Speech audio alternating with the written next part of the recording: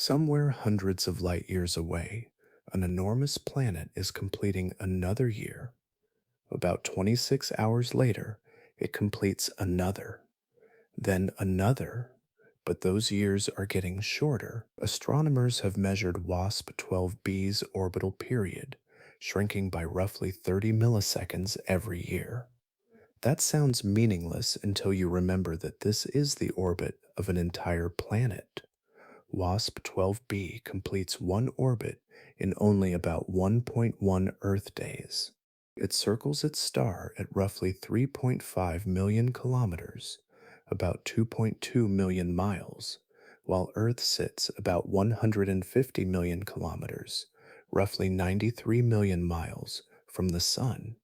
And this is no small world. WASP-12b is nearly twice Jupiter's radius, yet it is so close to its star that gravity is physically stretching the planet out of shape. Its atmosphere extends far beyond the compact world itself, with material detected in ultraviolet observations.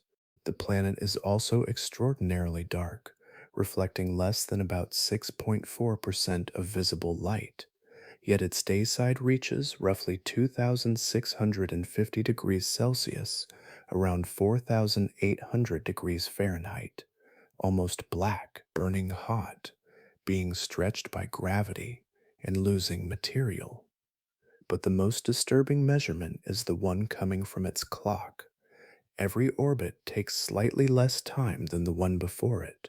Something in this system is changing the planet's orbital energy, pulling its future in a direction astronomers can actually measure from hundreds of light years away. So, why is its year getting shorter? What is stretching this enormous planet? Where is its escaping atmosphere going? How did a world nearly twice Jupiter's radius end up only a few million miles from its star? And if the process continues, what happens when the planet can no longer remain where it is? Quick favor before we continue. If you find yourself coming back to videos like these, hit subscribe so you don't miss the next one. It makes a bigger difference than you might think. Let's talk about what we actually know. The discovery began with a pattern too small to notice at a glance. Across the sky, the wide-angle search for planets survey watched thousands of stars again and again, looking for brief changes in their brightness. Most stars remained steady, a few did not. When a planet passes directly between us and its star, it blocks a fraction of the starlight. Astronomers call this a transit. The dip may be tiny, yet its repetition can reveal an orbit with remarkable precision. WASP-12b first announced its presence this way, with its discovery reported in 2008. Each passage supplied another piece of information. The interval between transits revealed how long the planet took to complete an orbit.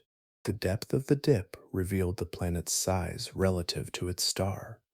Then spectroscopy provided another clue. As the planet's gravity tugged on the star moved slightly toward and away from us.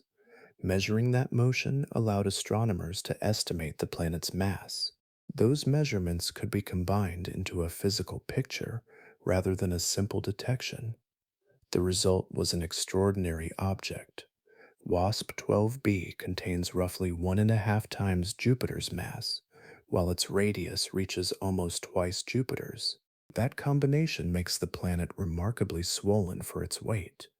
Its year lasts only about 26 hours, placing it firmly within the class astronomers call hot Jupiters. A hot Jupiter is simply a gas giant that orbits extremely close to its star. These worlds were already known for their intense environments, but WASP-12b offered something especially valuable for observation. Its orbit is short enough that the same event repeats again and again, giving telescopes many opportunities to record it. You can think of each transit as another mark on an enormous celestial clock. One observation establishes a moment, another checks it, then another arrives, allowing astronomers to compare the predicted schedule against reality.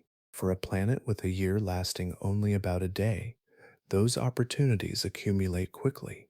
Over months and years, observers can build a long sequence of transit times, each one tied to the same repeating orbital motion. Small differences that would disappear inside a single observation can become meaningful when thousands of cycles are compared.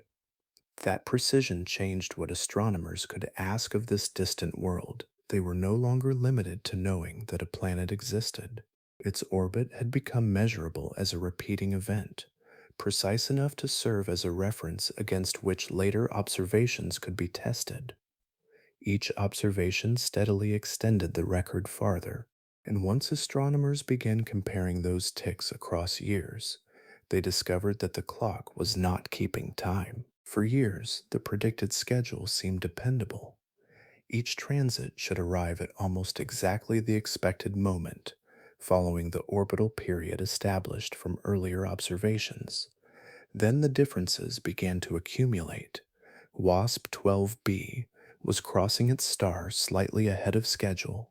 The change was tiny for any single transit, often too small to mean much by itself. Across many observations, however, the pattern became increasingly difficult to dismiss. Astronomers track this using a measurement called observed minus calculated timing. The idea is simple. Take the moment a transit actually occurs, then subtract the moment it should have occurred according to a constant orbital period. If the planet follows an unchanging orbit, those differences should remain scattered around zero. A steady drift tells us something else is happening. With WASP-12b, the deviations formed a recognizable curve. Successive transits were arriving earlier than the original schedule predicted, and the accumulated shift grew with time. You can imagine comparing thousands of marks on a clock face, only to find that each new mark has moved slightly ahead of the last. By 2017, orbital decay had become a serious explanation. The planet could be losing orbital energy, causing its path around the star to contract. Yet astronomy rarely accepts the first explanation that fits a pattern. There was another possibility. An orbit does not have to be perfectly circular. A slightly oval orbit can slowly rotate its orientation through space, a process known as apsidal precession.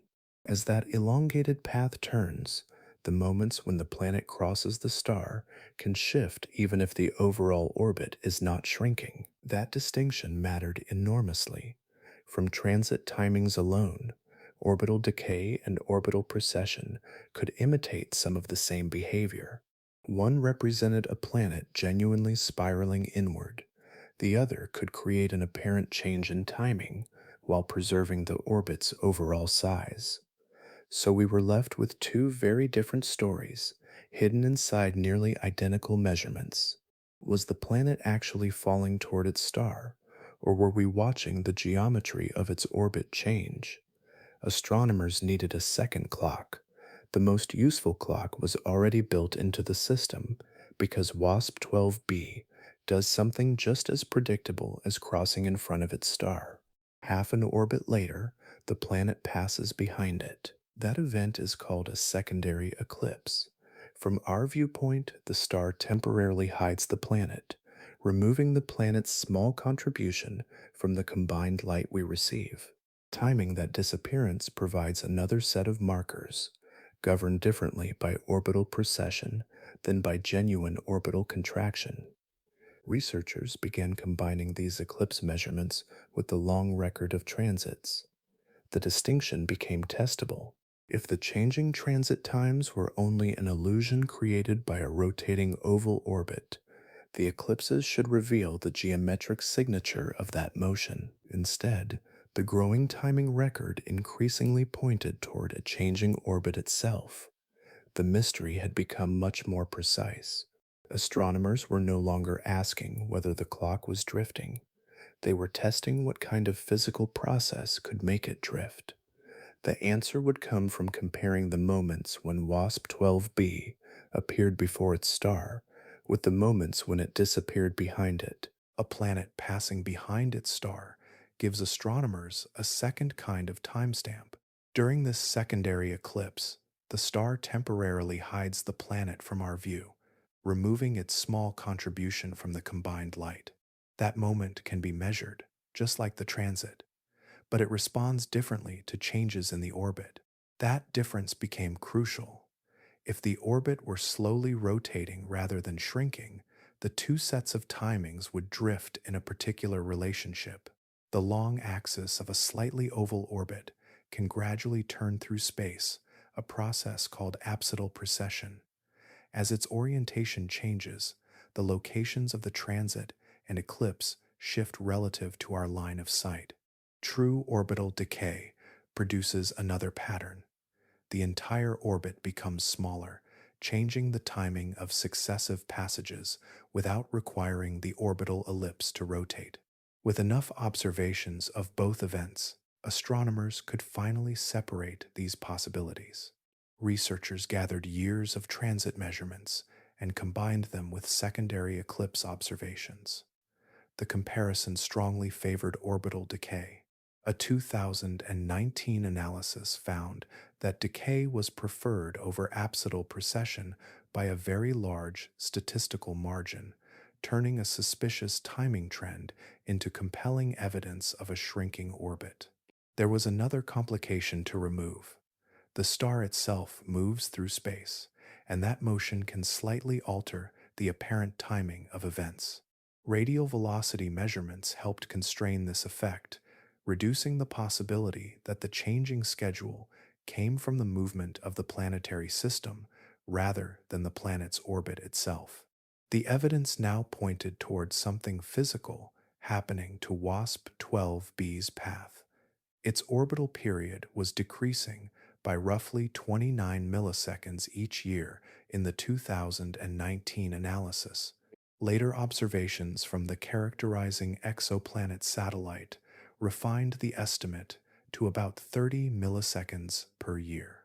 An independent 12-year ground-based study found a comparable rate of roughly 31 milliseconds per year, consistent within the measurement uncertainties. You might expect a change this small to remain hidden for decades, but WASP-12b circles its star so rapidly that the system provides an extraordinary number of opportunities to measure the difference. Each orbit adds another timing point, and every small discrepancy contributes to the accumulated pattern. Across years, those tiny offsets become a measurable curve, revealing change through repetition. The result is remarkable, precisely because no telescope has watched the planet physically slide inward. Instead, astronomers reconstructed that motion from the rhythm of repeated eclipses and transits, using light arriving from a distant planetary system. The timing evidence had crossed an important threshold. The changing schedule could now be interpreted as a real evolution of the orbit, rather than a geometric illusion produced by a rotating ellipse. But a shrinking orbit immediately creates a harder question. Where does the planet's lost orbital energy go? On Earth, we notice the moon's gravity through the rise and fall of ocean tides. The same principle reaches far beyond coastlines. Gravity does not pull equally across an extended body. The side facing a nearby object feels a slightly stronger attraction than the side farther away, creating a difference that can stretch the body. WASP-12b experiences that difference across its enormous volume. Its star pulls more strongly on the planet's near side, while the far side feels a weaker gravitational attraction. The result is a tidal distortion, a deformation produced by uneven gravity. At the same time, the planet pulls on its star, raising a much smaller but still important tide within the stellar material. A star presents a very different kind of body from Earth. There is no solid surface resisting the distortion. Much of the star is moving plasma, shaped by gravity, pressure, rotation, and magnetic forces.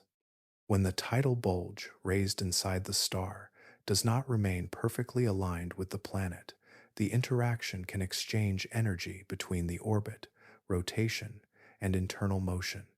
This process is called tidal dissipation.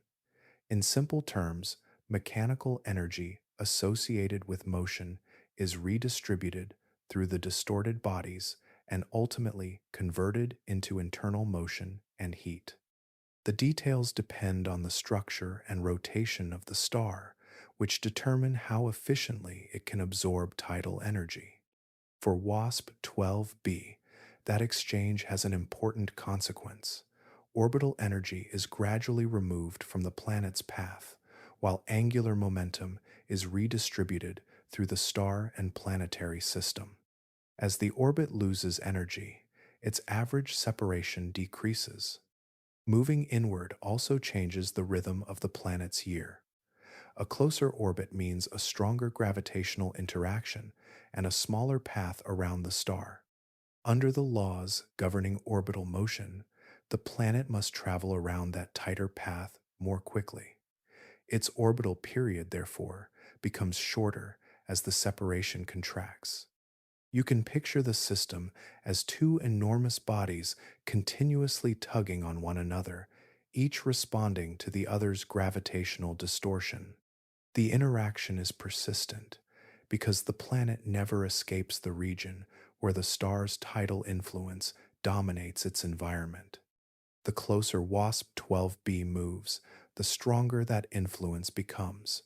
Stronger tides can produce greater deformation, while changing deformation affects how energy is transferred. The orbital evolution, therefore, becomes a coupled process, linking the planet's motion with the internal response of the star. We can measure the result from Earth through timing, even though the physical exchange occurs across a distant planetary system. The shrinking interval between successive orbital events carries the signature of energy being redistributed somewhere within that system. There is another consequence written directly into the planet's changing geometry. The same gravitational forces that alter its orbit also pull its enormous atmosphere and interior into a distorted shape. And that shape gives astronomers another way to study the forces acting on WASP-12b. A planet can reveal its interior through the way it bends. For WASP-12b, that bending is written into the changing amount of light reaching our telescopes. The star's pull does more than alter the orbit. Across the planet's enormous body, gravity reshapes the atmosphere and deeper layers into an elongated form. The difference is subtle, yet measurable. During its orbit, the distorted planet presents slightly different projected areas to us. Those changes alter the brightness pattern recorded by the characterizing exoplanet satellite, allowing researchers to test whether a spherical model truly fits the observations. It does not fit perfectly. Instead, researchers modeled WASP-12b as a three-axis ellipsoid. In simple terms, the planet can be stretched by different amounts along three directions, producing a shape more complex than the familiar sphere used in most illustrations. The measurement came from extremely small variations in the system's light, extracted from repeated observations. To describe the response mathematically, astronomers use a quantity called the love number. It measures how readily a body deforms when an external gravitational force acts upon it. A more responsive body develops a stronger tidal distortion, while its internal structure can resist or redistribute that deformation differently. For WASP-12b, the characterizing exoplanet satellite observations detected the deformation at roughly 3.2 standard deviations of statistical significance. The analysis produced a fluid love number of about 1.55, although the uncertainty remains substantial. That number is valuable because shape can carry information about mass hidden beneath the atmosphere. Imagine two planets with similar sizes and masses, but different internal arrangements.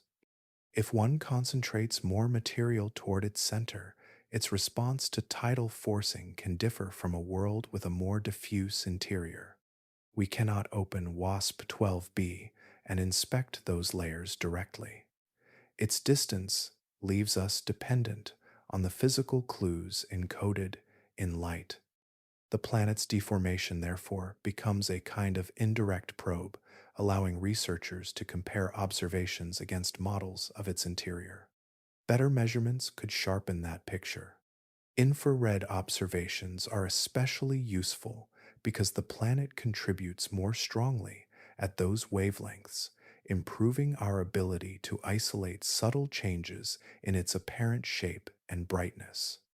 With enough precision, future observations may place stronger limits on the distribution of mass deep inside the gas giant. Yet the stretching has consequences beyond what it can tell us about the interior. A distorted world does not end abruptly at a perfectly defined surface. Its upper atmosphere reaches farther outward, where the planet's gravitational hold becomes progressively weaker. As the planet swells and its outer layers are pulled toward the star, some gas can approach regions where the combined gravitational field makes escape increasingly easy. The deformation, therefore, connects the hidden interior to the vulnerable atmosphere above it, linking the planet's shape with its ability to retain material. WASP-12b is being reshaped on a scale we can measure from light alone, and beyond that distorted atmosphere lies a gravitational boundary where belonging to the planet becomes much harder to define. There is a boundary around every planet where gravity decides what can remain attached. For WASP-12b, that boundary has become unusually important. It is called the Roche lobe, the region surrounding a planet where its own gravity can retain material against the competing pull of its star. The Roche lobe is not a surface you could touch. Nothing marks it in the atmosphere. Instead, it is a gravitational map shaped by the combined influence of the planet and star. Near the boundary, the balance changes, and gas held by the planet becomes increasingly vulnerable to being drawn away. WASP-12b occupies an especially difficult position because the planet is enormously inflated and extremely close to its star. Its outer atmosphere, therefore, extends into a region where the planet's gravitational grip weakens considerably. Gas does not need to travel very far above the visible atmosphere before the star's influence becomes much more significant. Between the two bodies lies a complex gravitational landscape. There are locations where material can move between the planet and star with less energy than it would require to escape either body independently. For an atmosphere already expanded by intense irradiation, that distinction matters. We cannot photograph those outer layers as a separate glowing shell. Instead, astronomers detect them when the planet passes across the face of its star. During an ultraviolet transit, atoms and ions in the extended atmosphere absorb particular wavelengths of stellar light. If the absorbing material occupied only the compact region defined by the visible planet, the amount of blocked ultraviolet light would be much smaller. Observations showed substantially more absorption than that simple picture could explain. The signal indicated an extended envelope surrounding WASP-12b, reaching beyond the atmospheric region traced by ordinary optical measurements. This changes the way we should picture the planet. Its visible disk is only the densest, most recognizable portion of a much larger, gravitationally controlled environment. Higher above the atmosphere, gas becomes increasingly weakly bound, and some of that material can cross into the region dominated more strongly by the star. The process is gradual. Individual atoms do not suddenly encounter a physical edge and fall away. Instead, the probability of remaining attached decreases as material reaches higher altitudes and responds to the combined gravitational field. For WASP-12b, the consequence is an atmosphere that can extend beyond the planet's conventional boundary. Some of its gas is therefore no longer securely confined to the world that produced it. The planet remains intact for now, but its outermost material exists in a state where planetary ownership becomes increasingly difficult to define. The escaping atmosphere gives us more than a glimpse of where the planet ends. It also gives astronomers access to something else, the composition of material being carried away. Then they looked at what that escaping material was made of and found something that should have been difficult to lift so high. Ultraviolet light can reveal what ordinary starlight leaves hidden. When atoms in a planet's atmosphere absorb particular wavelengths, those missing portions of the spectrum form chemical fingerprints.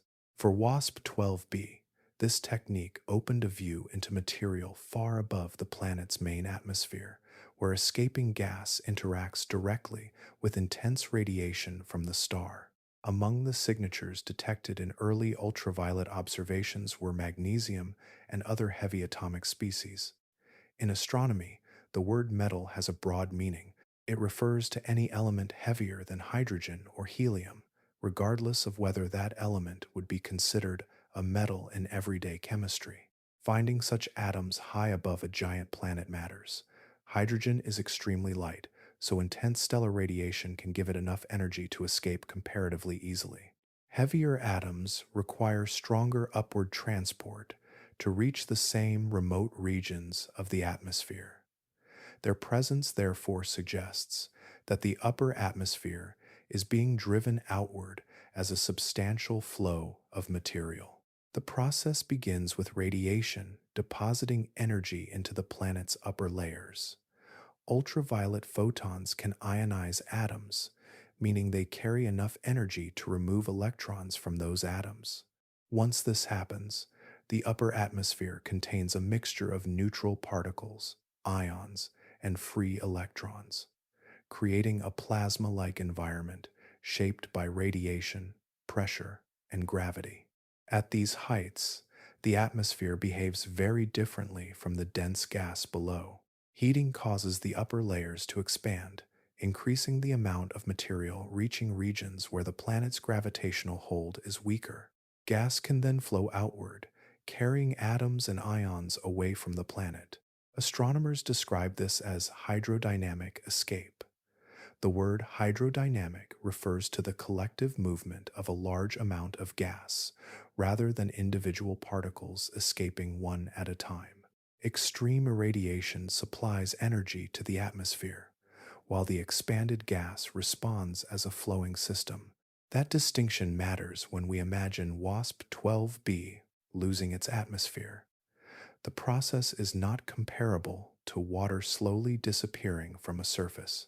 The planet is surrounded by a heated, expanding atmosphere whose upper layers can become dynamically connected to the larger gravitational environment between planet and star. Ultraviolet spectroscopy lets us detect some of the material involved because each species interacts with light in characteristic ways.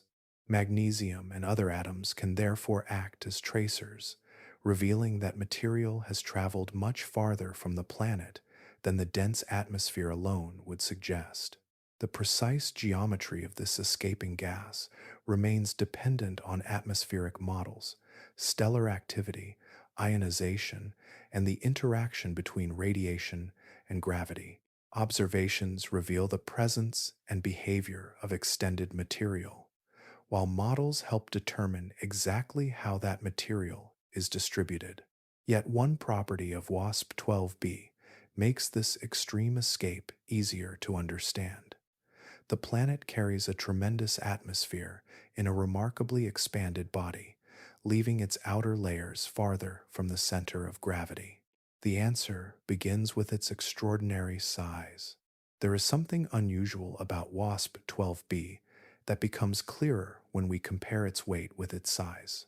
The planet contains roughly 1.5 times Jupiter's mass, yet its radius reaches almost twice Jupiter's. That difference creates an enormous volume filled with comparatively little mass. The result is an exceptionally low average density for a gas giant of its mass. Much of the planet's outer atmosphere is spread across a tremendous distance from the center, leaving its gases less tightly confined than they would be inside a more compact world. Astronomers call planets like this inflated hot Jupiters. The name describes their swollen dimensions, especially among giant planets receiving intense radiation from nearby stars. Many hot Jupiters are larger than basic models of planetary cooling would predict, and the strongest irradiation is closely associated with this inflation.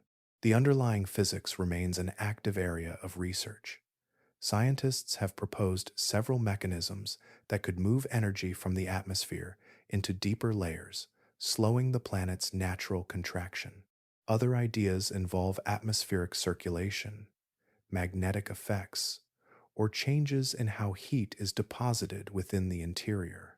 For WASP-12b, we cannot confidently point to one mechanism and declare the mystery solved. Its present size reflects a complicated history of irradiation, internal structure, and atmospheric physics. What we can say with greater confidence is that the swollen radius changes the planet's relationship with its star. Gravity weakens with distance. A parcel of gas located far above the planet's center therefore experiences a weaker planetary pull than material deeper inside. That makes the outer atmosphere easier for the star to influence, especially when the entire world is already exposed to such powerful stellar tides. The enormous radius also means that tidal forces act across a larger physical body. Different regions of the planet experience slightly different stellar gravity, producing the deformation we have already detected. Its size therefore affects both how strongly it responds to the star and how securely it can retain its highest atmospheric layers. Three properties now overlap in the same system. WASP-12b is extraordinarily large. Its orbit brings it extremely close to its star, and its atmosphere receives intense irradiation. Each condition strengthens the effects of the others. A swollen planet places more atmosphere at vulnerable heights.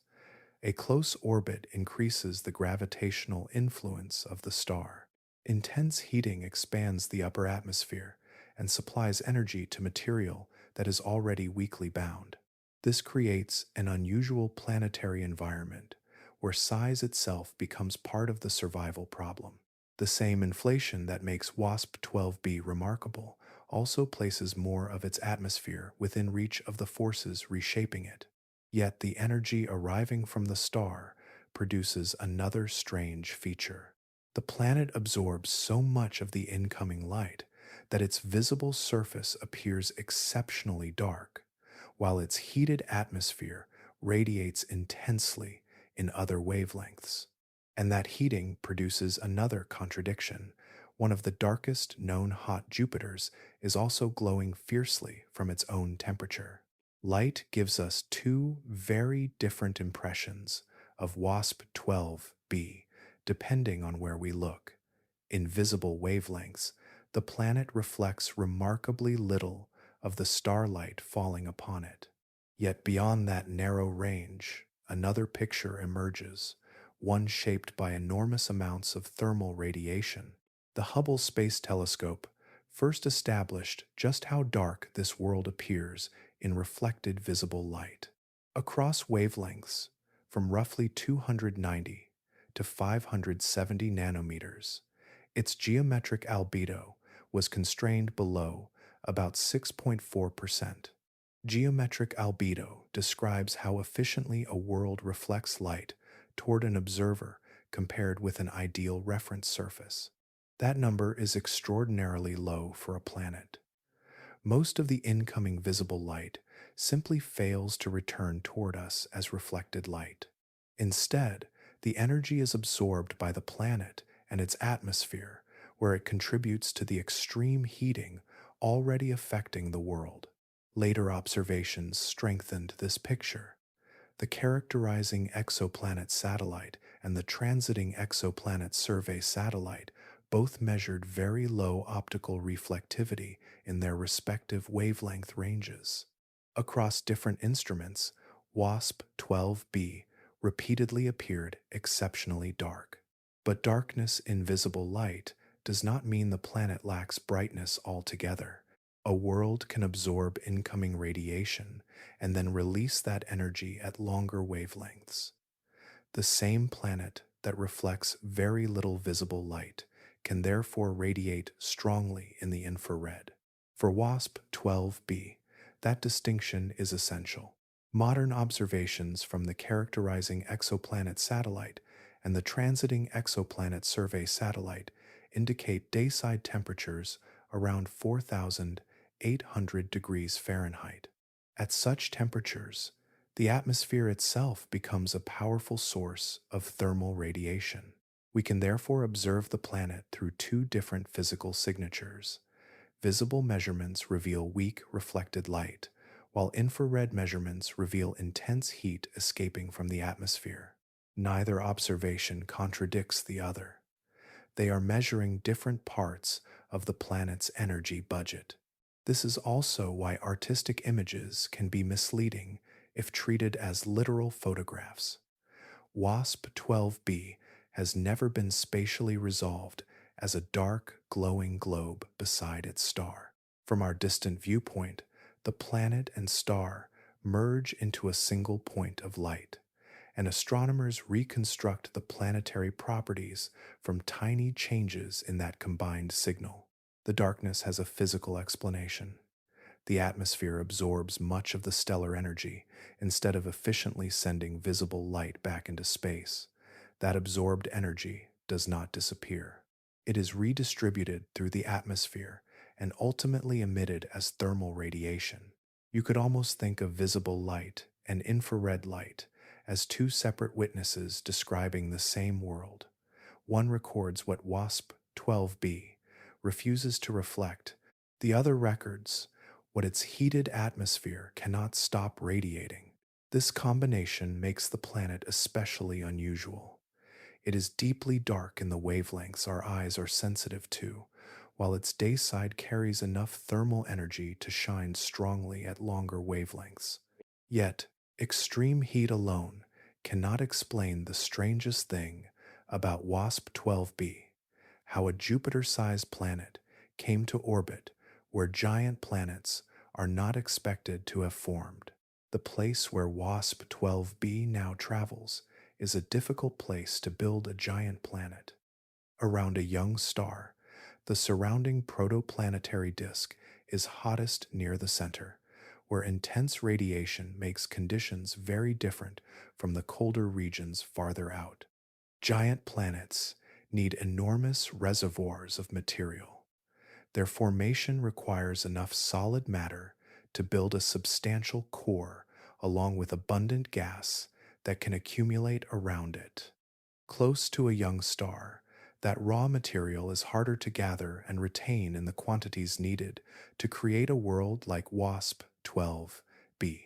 Its present location therefore tells us very little about its birthplace. A planet can change its orbit long after formation. This process is called planetary migration, and it can move a newly formed giant across vast regions of a developing planetary system. One possible route begins inside the protoplanetary disk itself. A growing giant planet interacts gravitationally with the surrounding gas, exchanging angular momentum with the material around it. As that exchange continues, the planet's orbit can gradually shift, carrying it inward toward the star. Another route is more dramatic. Gravitational encounters with other massive planets can push a giant world into a highly eccentric orbit, meaning its path becomes strongly elongated. Instead of remaining at one general distance from its star, the planet repeatedly swings inward and then travels much farther away. Those close stellar passages matter.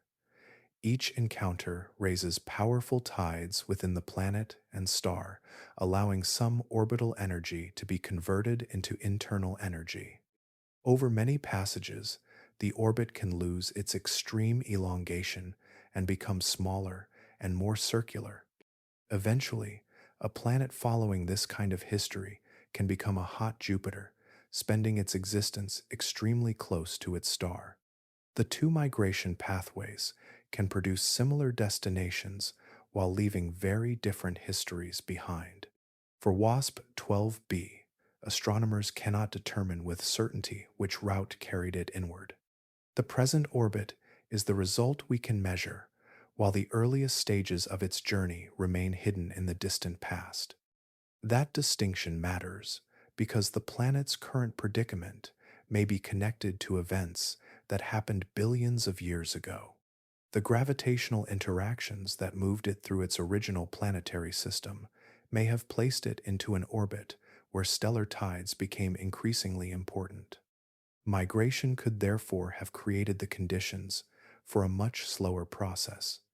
Once the planet reached an exceptionally close orbit, the star began exerting a persistent tidal influence, capable of changing that orbit over astronomical time. You can think of the present system as the surviving trace of a much longer journey. WASP-12b may have formed far from the star, traveled inward through a changing planetary environment, and eventually settled into the orbit we observe today. Its current position is therefore less like a birthplace and more like the final stop in a migration history we can only reconstruct through physics. A journey that once brought WASP-12b inward may have delivered it into an orbit from which tides can only take it farther down. A calendar would become almost meaningless on WASP-12b. Its year passes in roughly 26 hours, barely enough time for one rotation of an ordinary clock hand to feel significant. Every orbit brings the planet around its star again, placing another transit within reach of observers on Earth. The measured orbital period is about 1.09 Earth days. That number sounds small until we place the orbit into a familiar neighborhood. WASP-12b circles its star at roughly 2.2 million miles. Earth remains about 93 million miles from the Sun, while Mercury travels around the Sun at an average distance of roughly 36 million miles. So imagine moving WASP-12b into our own solar system and placing it at the same distance from the Sunday. Its orbit would lie far inside Mercury's path, in a region where the familiar spacing of the planets would disappear. The comparison is spatial only, because orbital periods also depend on the mass of the star being orbited. A planet circling a heavier or lighter star does not keep the same schedule simply because its distance is identical. Even so, the scale tells us something important. WASP-12b completes roughly 330 of its own years during one Earth year.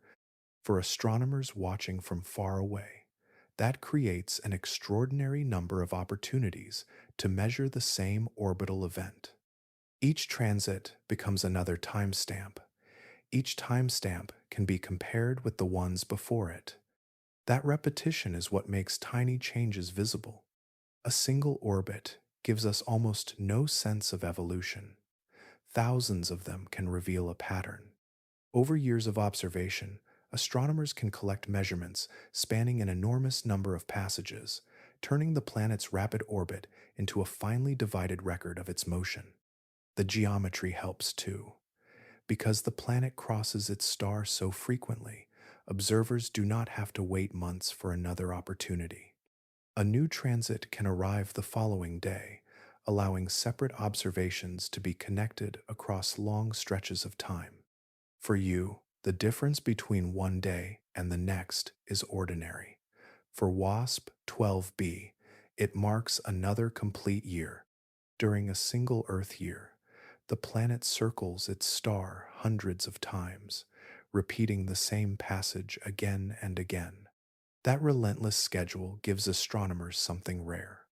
They can watch an orbit evolve within a human observing program, rather than relying entirely on changes that unfold across centuries. And the shorter the year becomes, the more rapidly those observations accumulate.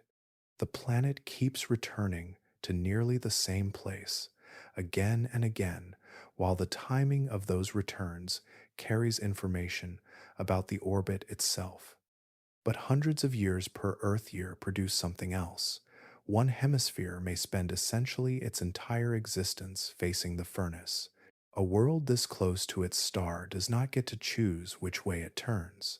Gravity gradually reshapes the planet's rotation until one complete spin matches one complete orbit, a state called tidal synchronization. For WASP-12b, that means the same broad hemisphere is expected to remain directed toward its star throughout each roughly 26-hour orbit. The process begins with an uneven gravitational pull. The star continually tugs on different parts of the planet, creating tides that interact with its rotation. Over astronomical timescales, that interaction can drain rotational energy until the spin settles into step with the orbit. WASP-12b's synchronized rotation has not been directly photographed, so astronomers cannot simply watch the planet turning. Instead, its expected behavior is inferred from the physics of tidal interactions and from the extreme closeness of its orbit. That arrangement creates a permanent difference between the planet's stellar-facing side and its opposite regions. The day side receives relentless irradiation, while areas farther from the star receive much less direct energy. Enormous temperature and pressure gradients develop across the atmosphere. The gas responds by moving. Winds become part of the planet's energy system. Heated material can flow away from the most intensely irradiated regions, carrying energy toward darker areas before radiating some of that heat back into space. The circulation may be extraordinarily fast and complex, with chemistry and radiation changing as the atmosphere moves between different conditions. We can study this pattern without ever resolving the planet as a visible disk. The key is a technique called a phase curve. Astronomers measure the combined light from the star and planet continuously as the system moves through an orbit. As different portions of the planet face us, the total brightness changes by tiny amounts. Those changes contain information about how heat is distributed. Observations from the Characterizing Exoplanet Satellite, the Transiting Exoplanet Survey Satellite, and the Spitzer Space Telescope have helped constrain the thermal emission and phase behavior of WASP-12b. The resulting thermal map is not a literal photograph of the atmosphere. It is a reconstruction based on how the system's light changes with orbital position. A warmer region contributes more infrared radiation. A cooler region contributes less. By following those variations across repeated orbits, astronomers can estimate how strongly the atmosphere redistributes energy and where the brightest thermal regions appear. Yet the changing brightness carries another layer of information. The planet's shape affects how much of its illuminated surface contributes at different orbital phases, while tidal deformation changes the geometry of that surface. In this way, measurements of light can preserve traces of forces that cannot be photographed directly. Those tiny brightness changes reveal more than temperature. Hidden within them is the gravitational fingerprint of the planet's shape. From Earth, WASP-12b is far too distant to appear as a resolved planetary disk. Even our most capable telescopes receive its light blended with the much brighter star beside it. Yet the planet still leaves a measurable signature in that combined light. The trick lies in repetition. Each orbit changes the planet's orientation relative to us, and those changes slightly alter the amount of light we receive. A stretched world presents a different projected area as it moves around its star, producing subtle variations in the observed brightness. The effect is extremely small. Still, with enough observations, Those differences become part of a pattern. You can think of it as reconstructing an object from its shadow. We never see the entire body directly. Instead, we watch how its apparent contribution changes from one position to another. For WASP-12b, astronomers combine several pieces of information, including the geometry of its transits, the changing shape of its phase curve, and the depth of its secondary eclipse. The transit provides one constraint. When the planet crosses its star, its shape influences how the stellar light is blocked over time. The phase curve adds another layer, tracking changes in the combined brightness as different portions of the planet face Earth. During secondary eclipse, the planet passes behind its star, temporarily removing its contribution from the measured light. Stellar properties matter too. The size and brightness of the host star must be understood accurately before the planetary signal can be interpreted. When these measurements are combined, the characterizing exoplanet satellite observations allow astronomers to model WASP-12b as a three-dimensional, stretched body rather than a perfect sphere. That result is remarkable for what it does not require. No telescope needs to resolve the planet's surface. No camera needs to distinguish one edge of the world from another. Instead, thousands of tiny changes in brightness can reveal how gravity has altered the planet's shape. The same deformation carries information about the interior. Astronomers describe this response using a love number, a quantity that indicates how strongly a planetary body changes shape under tidal forces. A larger response can point toward a less centrally concentrated interior, while a weaker response can indicate that more of the mass is concentrated toward the center. For WASP-12b, the current measurement provides an intriguing constraint, but its uncertainty remains too large to determine the planet's core mass fraction precisely. Future infrared phase curves could improve that measurement because the tidal deformation leaves a stronger signature at those wavelengths. So the planet's shape becomes something we can infer from light alone. Its atmosphere, its orbit, and its distorted interior all leave faint fingerprints in the same stream of photons. But the light curve contains another disappearing act, and this one lets astronomers measure the planet's atmosphere by temporarily losing it. A planet can disappear without moving anywhere. During a secondary eclipse, WASP-12b simply passes behind its star from our viewpoint, removing its contribution from the light reaching our telescopes. For a brief interval, we receive almost entirely the star's own radiation. Before that disappearance, the measured light contains two sources. The star dominates, while the planet adds a much smaller contribution through reflected starlight and its own thermal emission. Once the planet slips behind the star, that planetary contribution vanishes from the combined signal. The difference is the measurement. It sounds simple. It is anything but. Astronomers are trying to detect a tiny change within the brightness of an entire star. The planetary signal can represent only a very small fraction of the total light, so instruments must measure exceptionally stable changes over repeated observations. That disappearing signal carries several kinds of information. Its strength can reveal how much radiation the planet emits from its heated day side. Its wavelength dependence provides clues about the gases and particles shaping that emission. Reflected light can also help constrain how efficiently the planet sends incoming starlight back into space. Different wavelengths reveal different depths.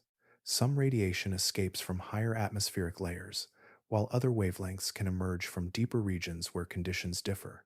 By separating these signals, astronomers can build a more detailed picture of an atmosphere they can never photograph directly. One useful concept here is brightness temperature. This is the temperature a theoretical blackbody would need to produce the measured intensity at a particular wavelength. A black body is an idealized object that absorbs and emits radiation according to its temperature. Brightness temperature is therefore a translation of observed radiation into a familiar physical scale. It does not mean the entire atmosphere actually has that temperature. Different wavelengths can produce different brightness temperatures because they sample different atmospheric regions.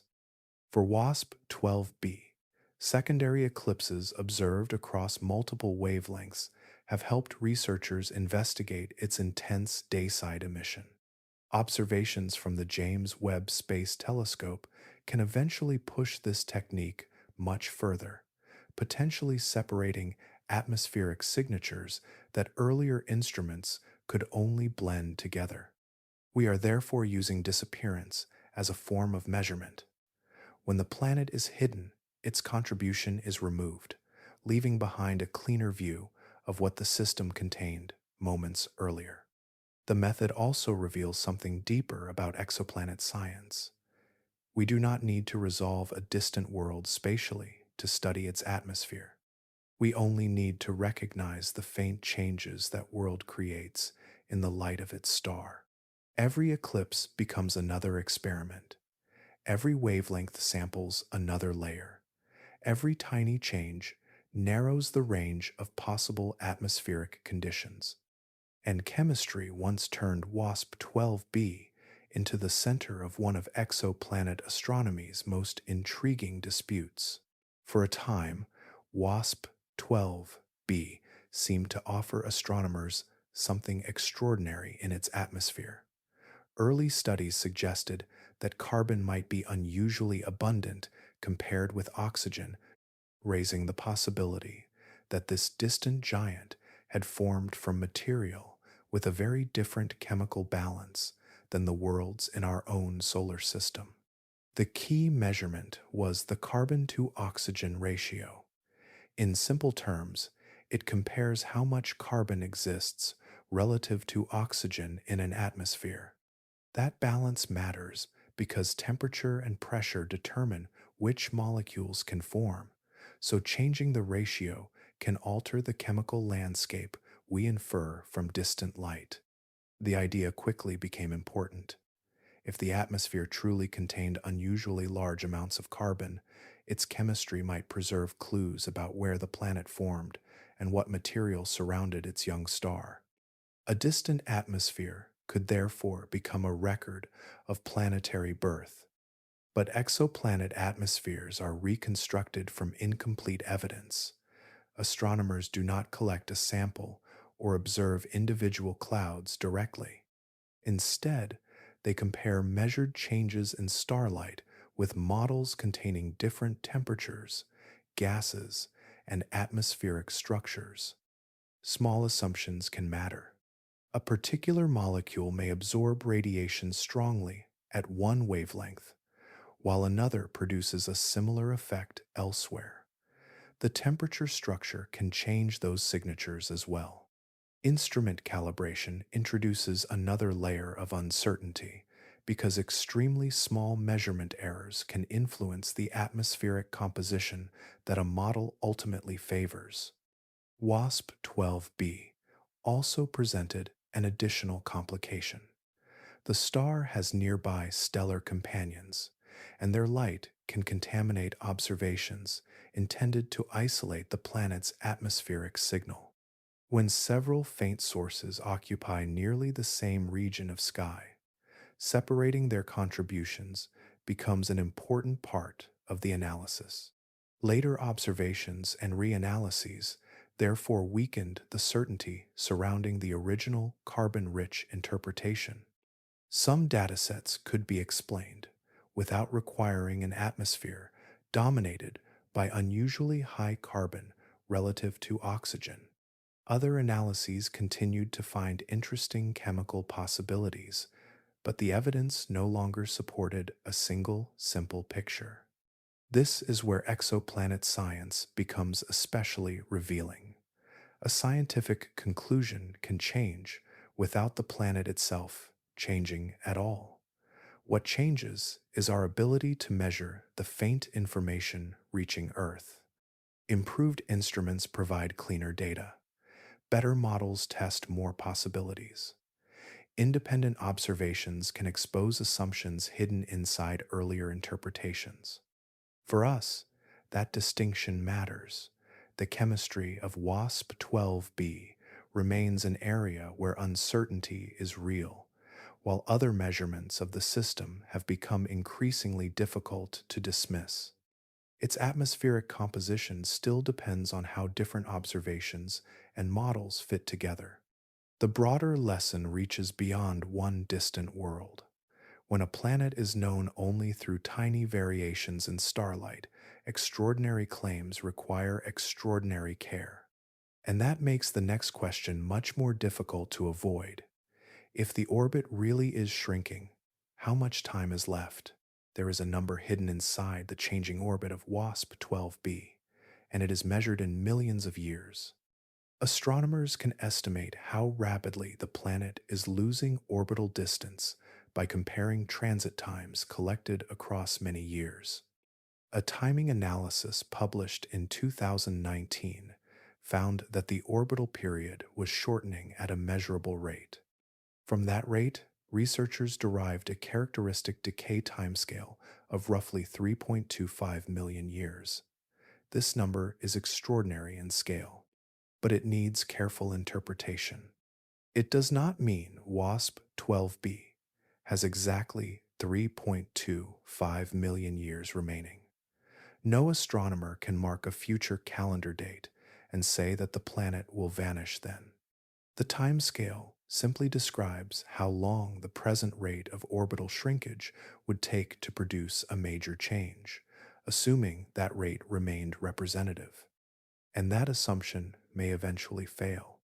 As the planet moves inward, its relationship with the star changes. Tidal forces can become stronger, altering how orbital energy is transferred into the star. Atmospheric mass loss could also change as the planet's environment becomes more extreme. The planet itself may evolve as well. Its atmosphere can expand or escape, while changes in its internal structure could affect how it responds to tidal forces. Even the star changes over time, although its evolution occurs on a much longer scale. So when we say that WASP-12b may have only a few million years left in its present orbital state, we are describing an approximate astronomical timescale, not a countdown clock. 3 million years sounds enormous from our perspective. Human civilizations have existed for only a small fraction of that span. Written history occupies an even smaller portion. For a star, however, 3 million years is remarkably brief. Stars like the Sun can remain active for billions of years, while the final stages of a planet's orbital evolution can unfold comparatively quickly. That contrast creates an unusual observational puzzle. If this destructive phase is so short compared with the lifetime of a planetary system, why are we seeing WASP-12b during it? Part of the answer may simply be probability. There are enormous numbers of stars and planets across the galaxy, and even rare stages can become observable when enough planetary systems exist. Yet there is another possibility worth considering. Perhaps planets like WASP-12b are not as unusual as they first appear. Astronomers have discovered many hot Jupiters occupying extraordinarily close orbits around their stars, giving us a growing population with which to compare this system. Some may be stable for much longer. Others could be experiencing orbital evolution that remains difficult to detect. WASP-12b therefore gives us more than one dying planet. Its shrinking orbit provides a rare opportunity to watch planetary evolution through changes in timing, while raising a deeper question about how common such extreme systems might actually be. That question becomes stranger when WASP-12b is compared with dozens of other planets living almost as dangerously close to their stars. Among the many giant planets found skimming their stars, one system keeps standing apart. WASP-12b is not simply close to its star. Its orbit is changing measurably, while similar worlds have mostly resisted equally convincing detections. A 2024 survey examined 43 ultra-hot Jupiters using long-term transit observations. Only WASP-12b showed clear evidence consistent with tidal orbital decay in that sample. For roughly half of the other planets, the observations were sensitive enough that a decline as rapid as WASP-12b would likely have been detected. That comparison matters. If distance alone controlled orbital decay, we should expect the closest giant planets to behave similarly. They do not. Two planets can circle their stars at similarly extreme distances while experiencing very different rates of orbital evolution.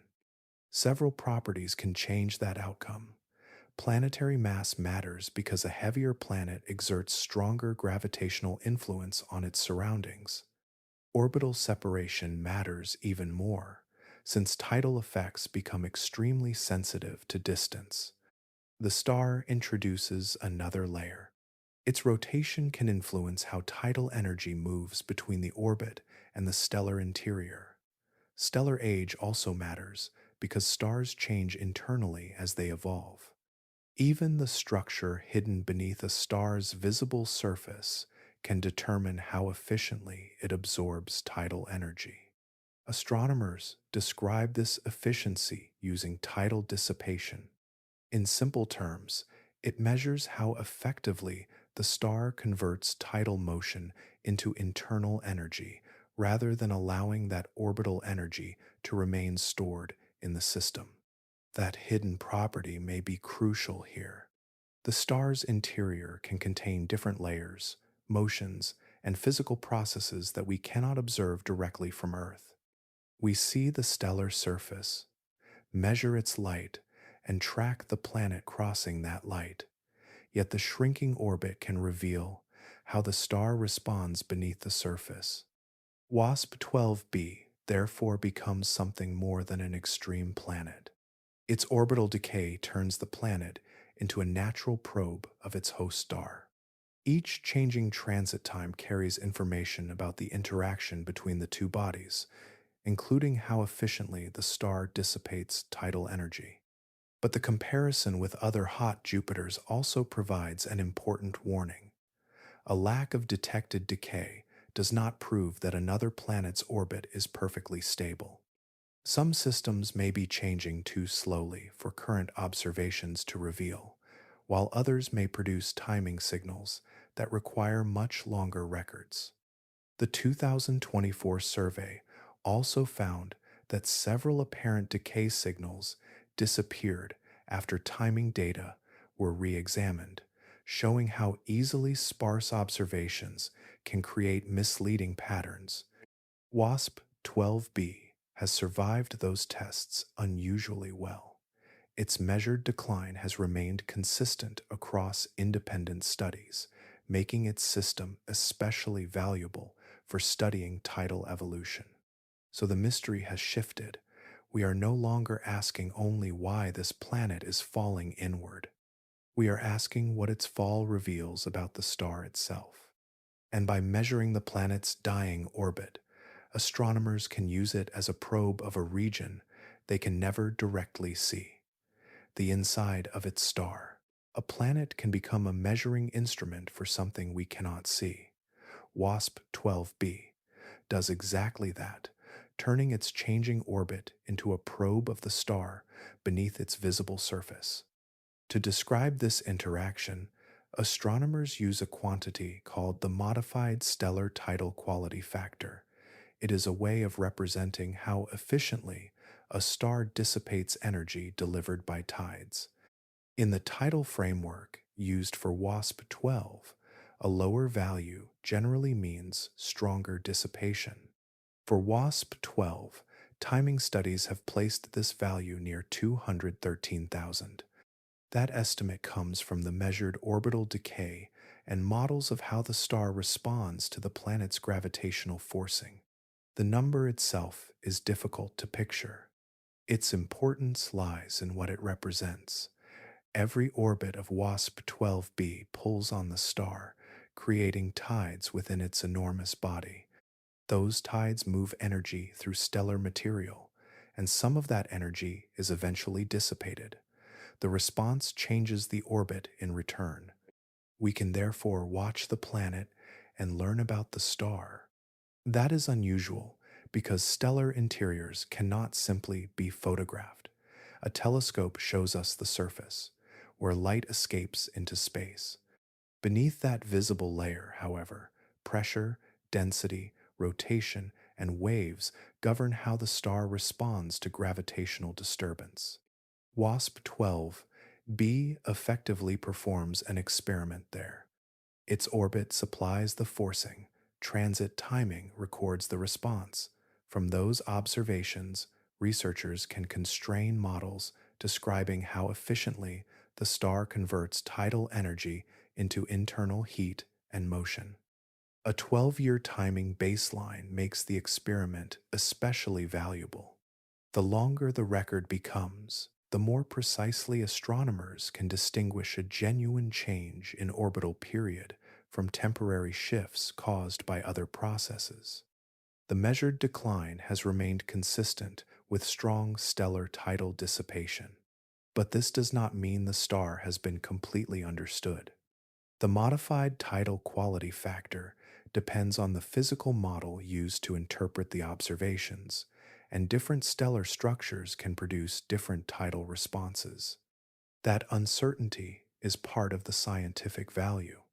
A planet disappearing into its star would be dramatic, but the deeper discovery is more subtle. Its gradual orbital change gives us information about material hidden far below the stellar surface, where direct observation is impossible. Even the planet's destruction becomes a measurement. The gravitational connection between these two worlds reaches across their orbit, carrying information in both directions. As WASP-12b loses orbital energy, the star absorbs part of that energy through tidal dissipation. And the rate of that exchange tells us something about the star. For a system this extreme, the planet is therefore more than an object being consumed. It is a natural probe, tracing the physical response of a distant star with every measured passage. But the star is changing too, and its stage of life may help explain why this system behaves so differently. WASP-12 is the kind of star that can change the meaning of its planet's story. It is a late F-type star, more massive and hotter than our Sun, and its own evolution may be shaping the extraordinary interaction we observe. For most of a star's main sequence lifetime, hydrogen fusion dominates the core. That stable phase can last for billions of years, while the star gradually converts hydrogen into helium deep within its interior. But a star does not remain structurally unchanged throughout that immense span. Modern spectroscopic studies place WASP-12 near the later portion of its main sequence evolution, close to hydrogen exhaustion in its core. That detail matters because the interior of a star can change substantially as its central fuel becomes depleted. Its radius can shift, its internal density profile can evolve. Rotation can change as well, while different layers may transport energy in different ways. Those changes affect how gravitational disturbances move through the star and how efficiently tidal energy is dissipated. Now we can see the system differently. WASP-12b is pulling on its star with every orbit, raising tides throughout the stellar interior. The star responds to that forcing, and some of the orbital energy is converted into internal stellar energy. The response then feeds back into the planet's orbit. The two bodies are evolving together. That relationship becomes especially important near the end of a star's main sequence life. A changing interior can alter the pathways through which tidal energy travels, potentially making dissipation much more efficient than it was earlier in the star's history. This could help explain an otherwise difficult puzzle. WASP-12b appears to have survived for billions of years before entering its present phase of rapid orbital decay. If the star's internal structure has changed, the same planet could experience very different tidal conditions at different stages of the star's life. We are therefore watching two evolving objects locked into the same gravitational system. The planet changes the star through tides. The star changes the planet through tides and intense irradiation. Heat expands the planet's atmosphere, gravity shapes its orbit, and the star's changing interior influences how rapidly orbital energy disappears.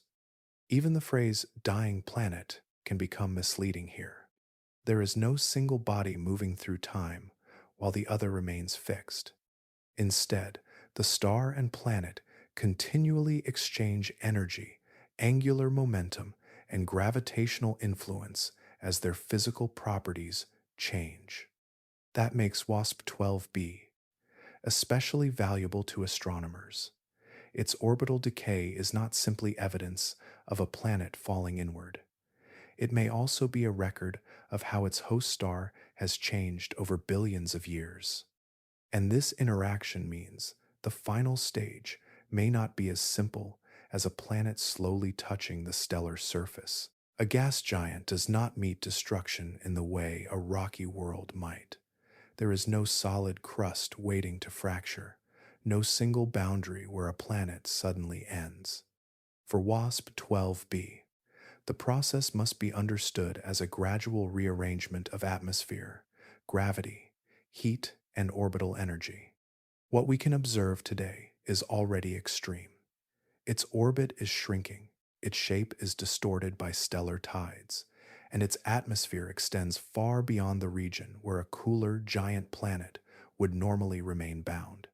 Intense irradiation continually deposits energy into its outer layers, while gravity from the star pulls at material that is already vulnerable to escape. The future is less certain. As the separation decreases, the gravitational interaction should become stronger. That can increase tidal effects while making atmospheric loss increasingly important. Eventually, WASP-12b could approach a state known as Roche-Lobe overflow, where gas near the planet's outer gravitational boundary can begin flowing toward the star. Think of that boundary as the region where the planet can still hold its atmosphere against the star's competing gravity. Once material reaches the wrong side of that balance, it can escape the planet without requiring the entire world to be pulled apart at once. The process would be fluid. Gas could be stripped from outer layers first, while deeper material remains gravitationally bound. Some escaping matter could form a stream directed toward the star, changing the planet's mass as the system evolves. That mass loss matters because the orbit responds to more than distance alone. Every change feeds into another. A lighter planet can experience a different gravitational interaction. Its atmosphere can respond differently to stellar heating. Its shape can change as tides become stronger, while the star itself continues evolving internally. These processes cannot be treated as isolated events. Eventually, the object might cease to exist as the intact gas giant we identify today, but the exact path remains a prediction, not an observed sequence. The planet could undergo increasing mass loss, severe tidal disruption, or eventual engulfment, depending on how the coupled system develops.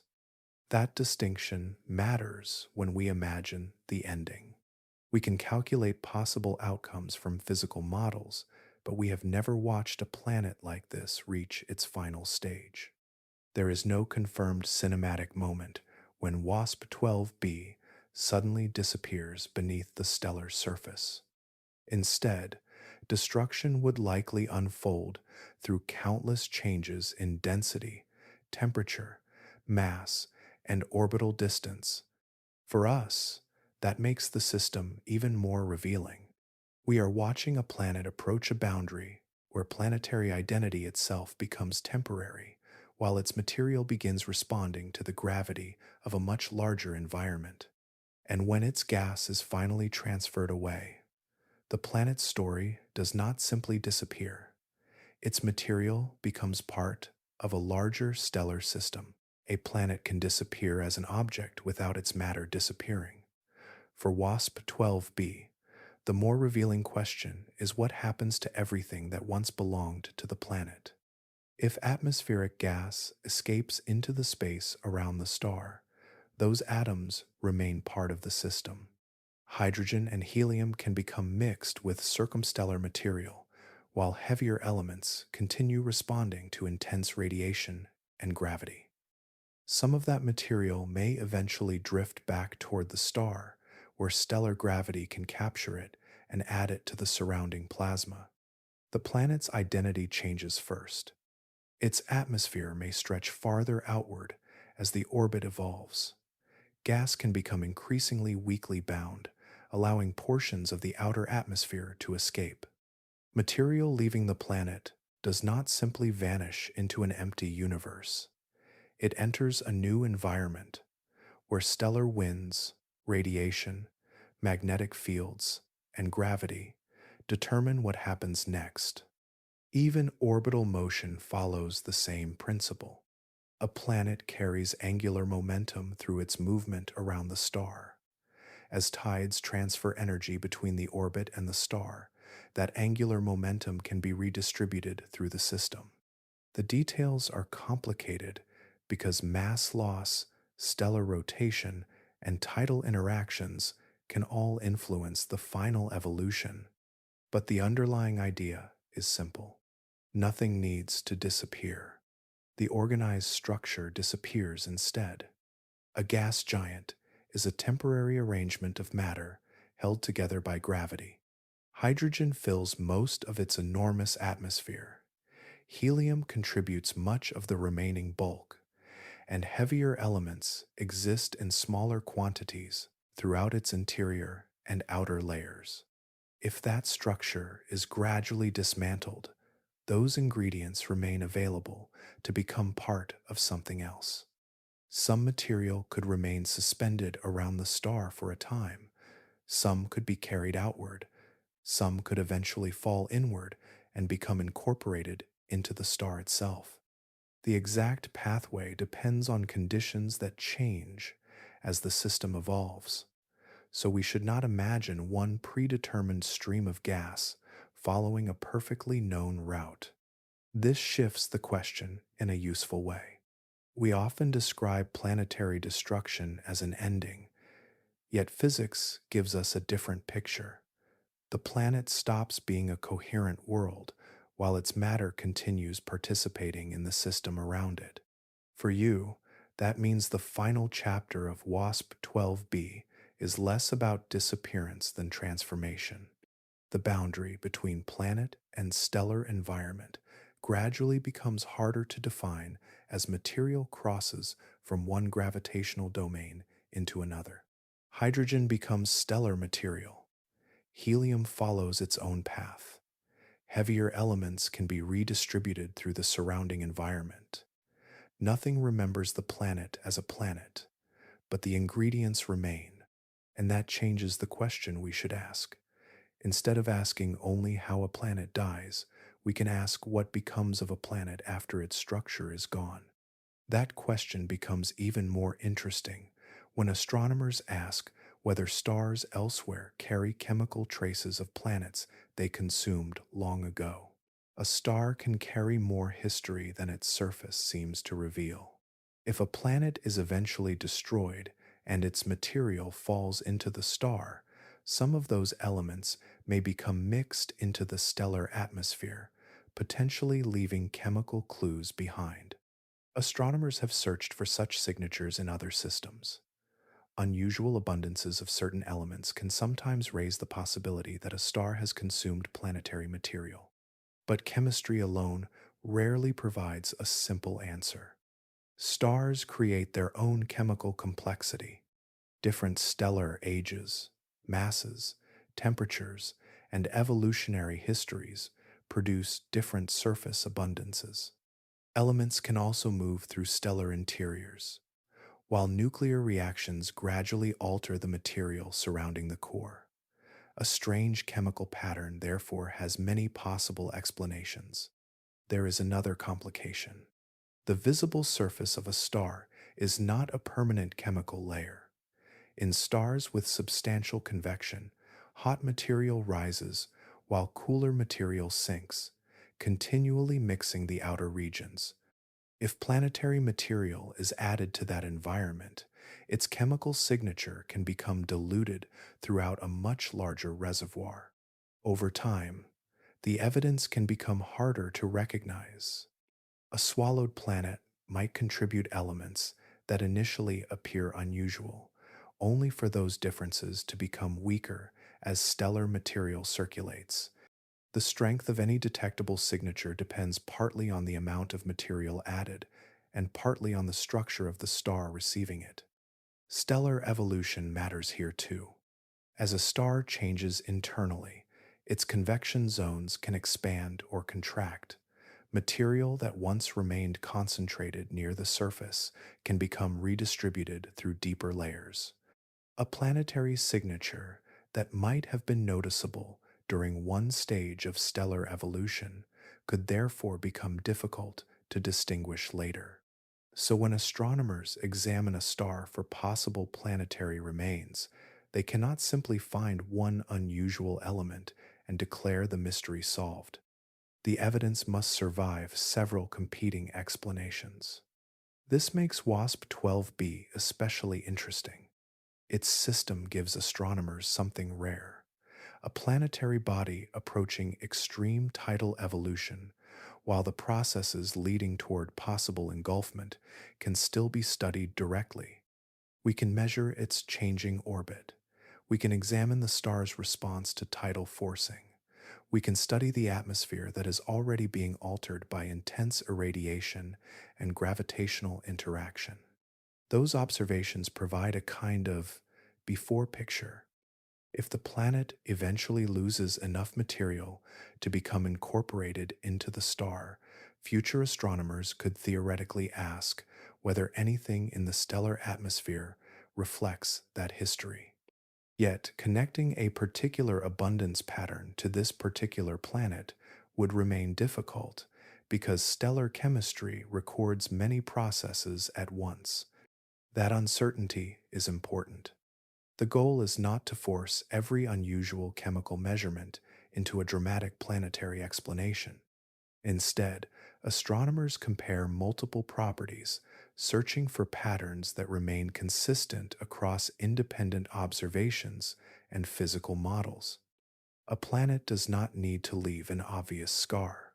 Its influence could be subtle, diluted, and buried within the ordinary chemistry of its star. But if we understand the star well enough, even a small disturbance might become meaningful. WASP-12b offers an unusual opportunity because the interaction is happening now. We are not trying to reconstruct a planetary disappearance from ancient chemical evidence. We can watch the gravitational conditions that may eventually produce it. But to extract those measurements, astronomy has had to accomplish something almost absurdly precise. The change is almost impossibly small when viewed one orbit at a time. A single transit of WASP-12b cannot reveal an orbital trend measured in milliseconds each year. The evidence only emerges when observations separated by many years are placed onto the same clock. Each transit creates a timestamp.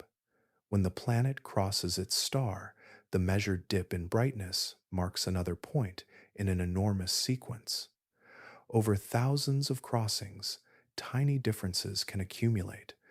A transit arriving slightly earlier than expected may mean almost nothing by itself. Repeated across a long baseline, those differences can reveal a changing orbital period. That requires extraordinary observational discipline. Ground observatories contribute timing measurements from different locations, nights, instruments, and atmospheric conditions.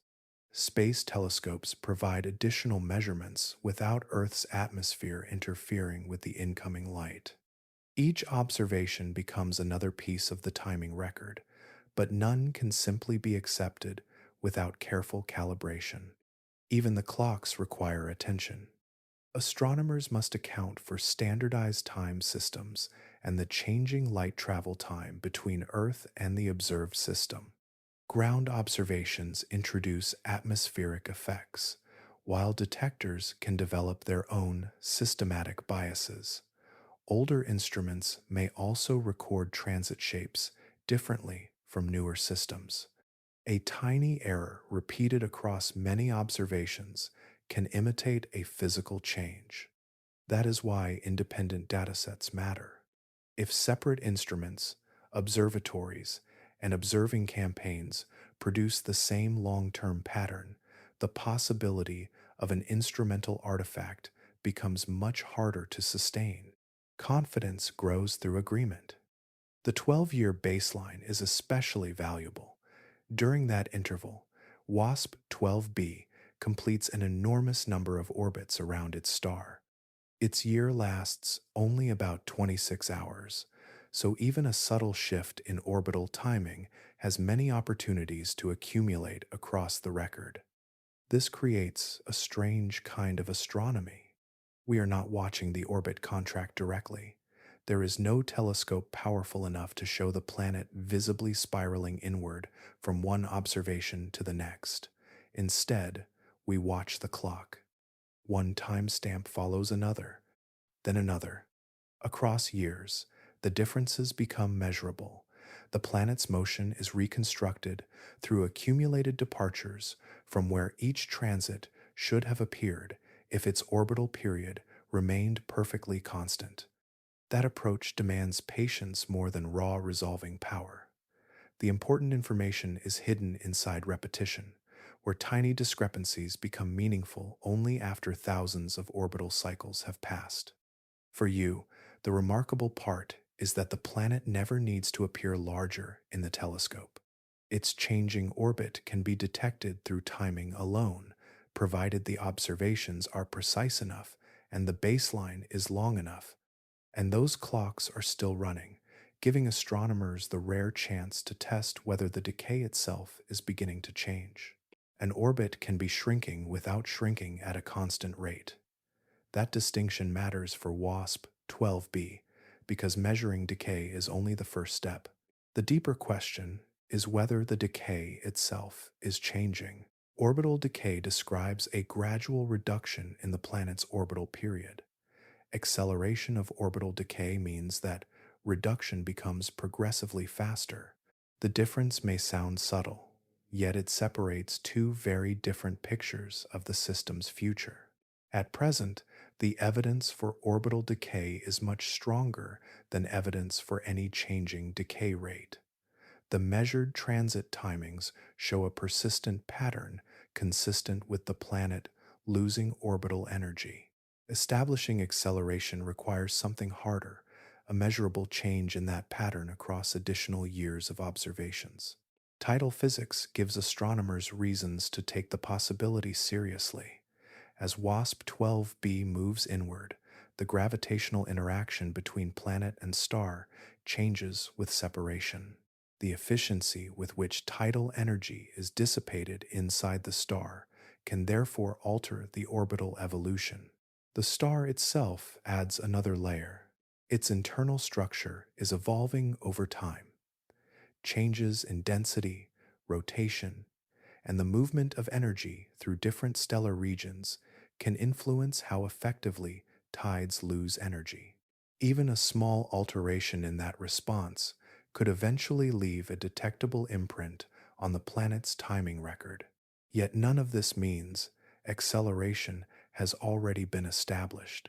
The existing observations do not securely demonstrate that WASP-12b is falling faster today than it was earlier in the measured record.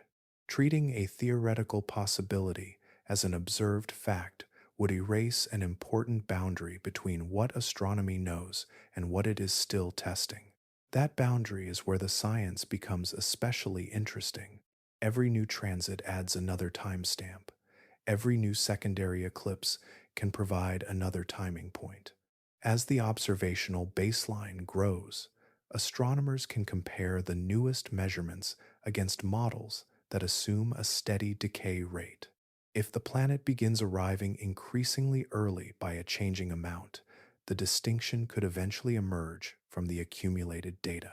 Such a result would give researchers a much stronger test of tidal dissipation inside WASP-12 itself.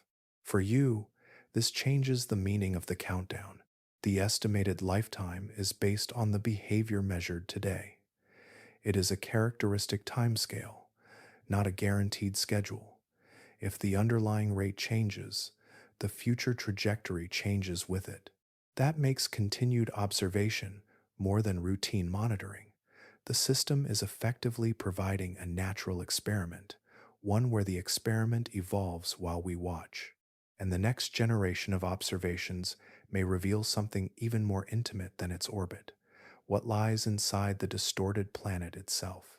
A planet's interior leaves no visible boundary from Earth. We cannot peel away its atmosphere or cut through its layers to inspect what lies beneath. Instead, we can watch how the whole world responds to gravity and use that response to infer what is hidden inside WASP-12b. The key is the love number, a quantity that describes how strongly a body deforms under an external gravitational field. Its value depends partly on how mass is distributed through the planet.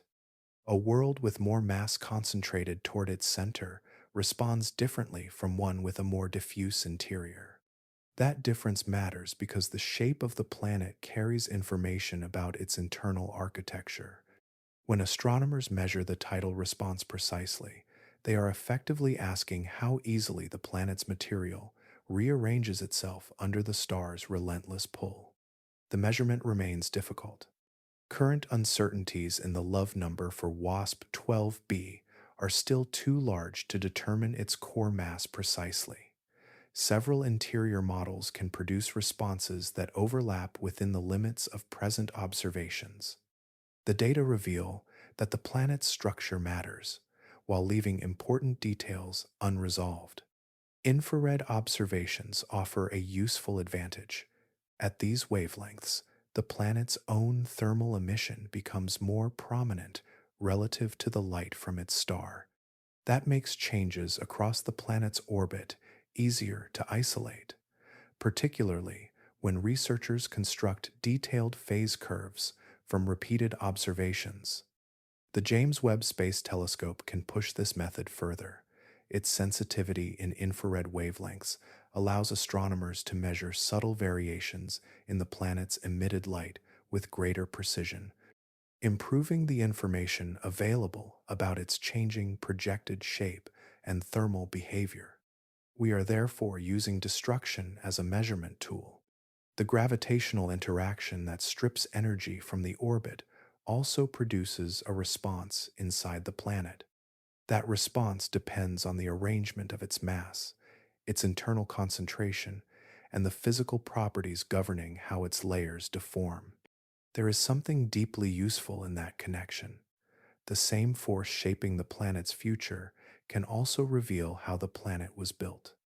Imagine trying to understand a sealed object without opening it. You apply a known force, observe its response, and gradually reconstruct the structure inside. For WASP-12b, the star provides that force on an enormous astronomical scale. Yet the picture remains incomplete. Better infrared phase curves could narrow the uncertainty, allowing competing interior models to be tested against observations rather than simply compared in theory. With enough precision, the planet's changing light could become a probe of material hidden far beneath its atmosphere. You would never see the core directly. Its presence could still be measured. That is what makes this system so unusual. A planet undergoing extreme tidal evolution is simultaneously becoming an object of interior physics, where its external behavior offers clues about regions we could never observe directly. At this point, the story stops being only about one bizarre world, because WASP-12b forces us to reconsider what a planetary system actually is. A planetary system can look complete long before its story is finished. We tend to imagine a star surrounded by planets, each following a dependable path through space. From a human lifetime, that arrangement appears almost permanent. But planets are moving through a much longer history. After formation, worlds can migrate through gravitational interactions. Their atmospheres can escape into space. Collisions can reshape entire planetary populations, while tidal forces slowly alter both orbits and interiors. Even the star at the center changes, gradually transforming the environment around every world it controls. WASP-12b gives us an unusually direct view of that process. Its orbital evolution is occurring slowly, yet the effect is measurable within a human observing career. We are watching one stage of planetary evolution through repeated observations, rather than reconstructing it entirely from ancient evidence. That distinction changes how we picture a planetary system. The familiar diagram of a star and its planets suggests fixed positions. Each orbit looks like a permanent lane, assigned during formation and preserved indefinitely. Real systems are more dynamic. Gravitational encounters can shift orbital paths, tides can drain or redistribute energy, and changing stellar conditions can alter the fate of worlds over immense stretches of time. An orbit, then, is better understood as a location within a process. Where a planet is today does not necessarily reveal where it began, nor does its present trajectory guarantee where it will eventually end. A world can spend billions of years following one path before interactions gradually move it into another. We can see echoes of this across planetary science. Some giant planets appear to have formed farther from their stars and migrated inward. Other worlds have been scattered outward by gravitational encounters. Atmospheric escape can reduce planets over time, while stellar evolution can transform environments that once supported entirely different conditions. WASP-12b simply gives us something rare. Part of that transformation is measurable now. Its changing orbit turns an abstract idea into an observational record. Each new timing measurement adds another point to a process that would otherwise unfold far too slowly for human eyes to follow directly. The system is therefore not a fossil from the era of planetary formation.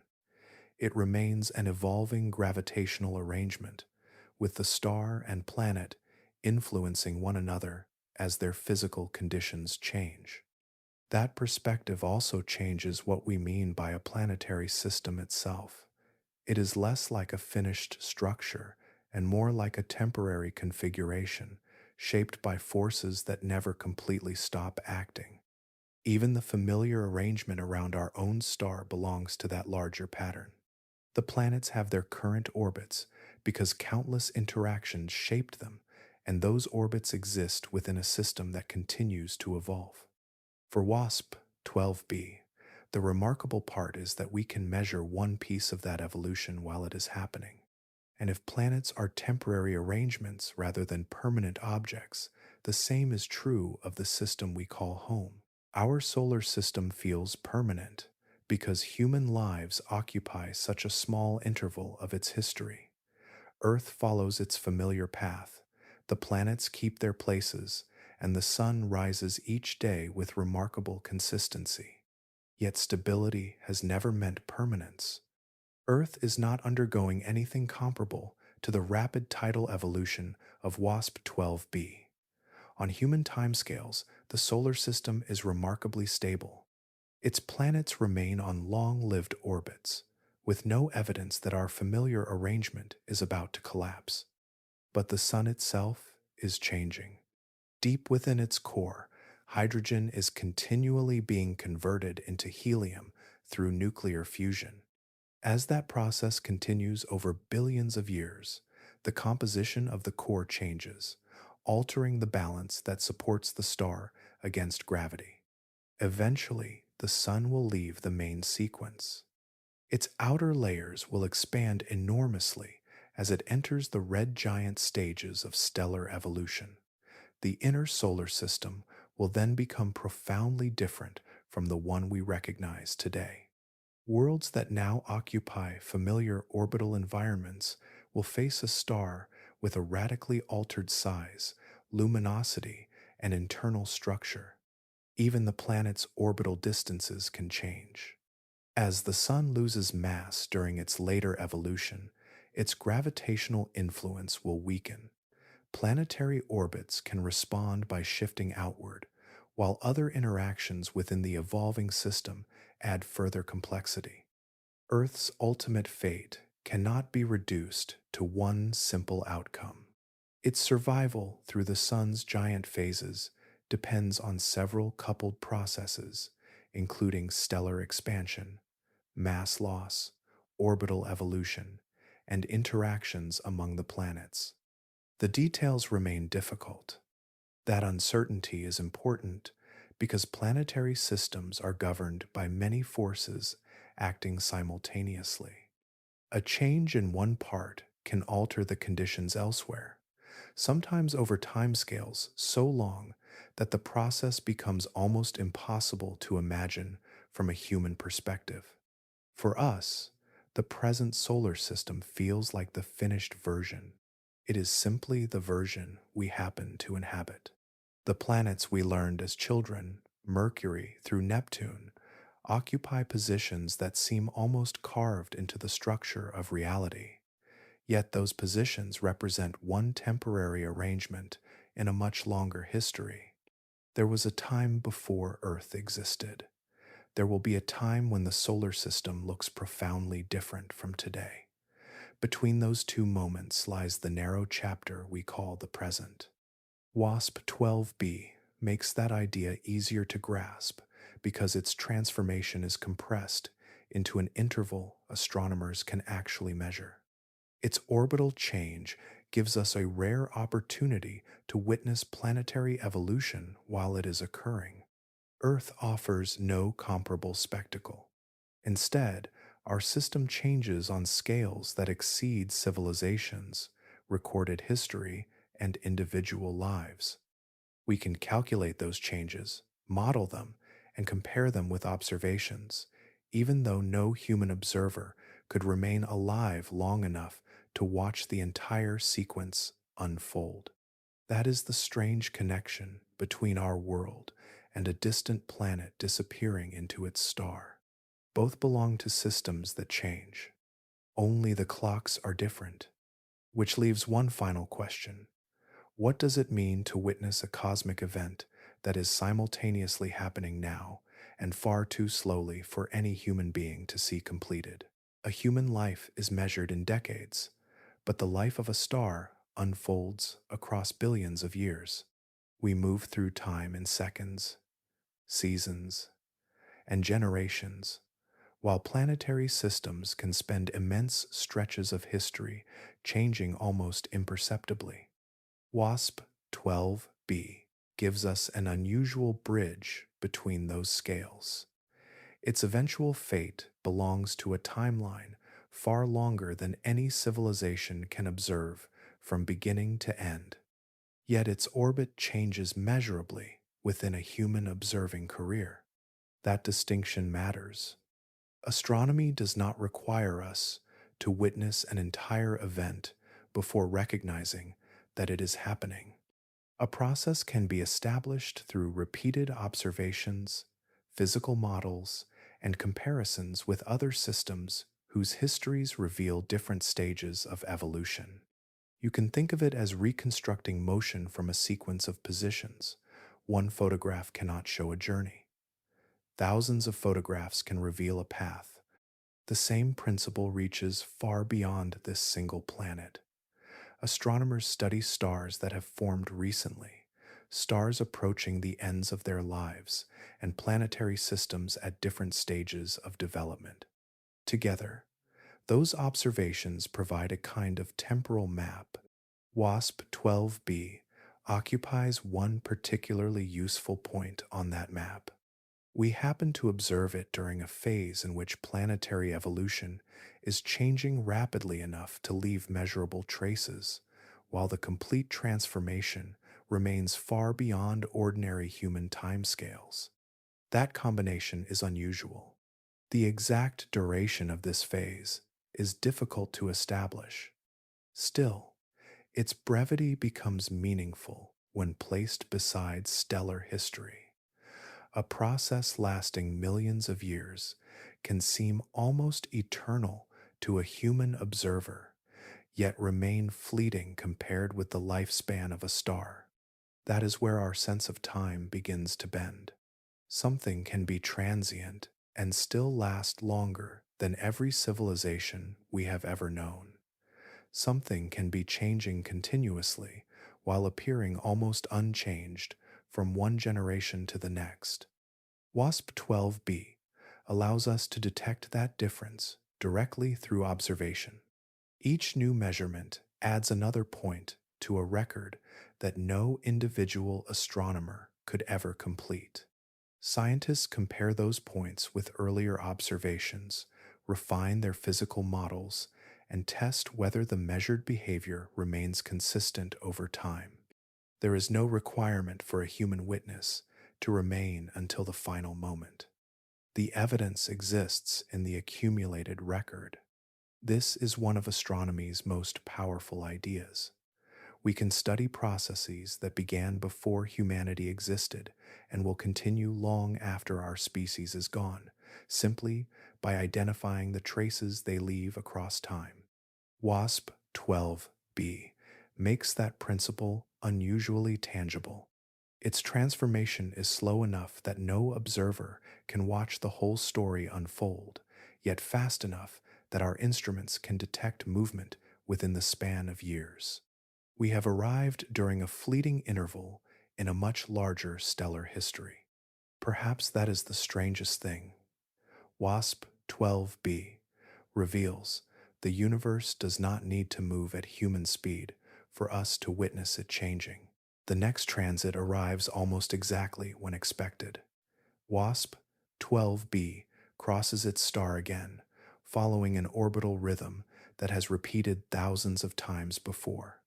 Nothing dramatic announces the change. There is no enormous flare. No telescope watches the planet visibly plunge inward. From Earth, the event remains a subtle dimming of starlight, recorded as photons crossing detectors separated by immense distances. The difference is hidden in timing. Roughly 26 hours later, another orbit is completed. Then another follows. The pattern appears remarkably consistent, yet each passage carries information about whether the planetary clock has shifted. Over the course of a year, the orbital period changes by only a few hundredths of a second. That seems impossibly small, yet it is enough. Enough to establish that the orbit is evolving. Enough to connect that evolution with energy being dissipated through tidal interactions inside a distant star. Those tiny differences also reveal something deeper about gravity. Tides are not merely theoretical distortions described in equations. They can transfer energy between an orbiting world and its host star, leaving a measurable signature in the timing of successive transits. Across hundreds of light years, astronomy has turned those signatures into physical measurements. From the same distant system, observations have helped reconstruct the planet's mass, its enormous radius, and the properties of its atmosphere. Other measurements reveal the geometry of its orbit and the changing rhythm produced by its gradual inward movement. Each observation is limited on its own. Together, they form a record. We never see the orbit itself moving across the sky. Instead, we watch its consequences arrive as carefully timed changes in starlight. A transit begins, reaches its deepest point, and ends, leaving behind another timestamp in a record that grows with every observation. The remarkable part is how little has to change. A difference of fractions of a second can accumulate across many passages, allowing patterns to emerge that would be invisible within a single observation. Patience becomes an instrument alongside the telescope, and the process remains unfinished. Humanity will almost certainly never witness the final moment of WASP-12b as an intact gas giant. The complete transformation lies on a timescale far beyond an individual lifetime, perhaps beyond many generations of civilization. But that does not make the process unknowable. We have already caught the system in motion. Another transit arrives, then another.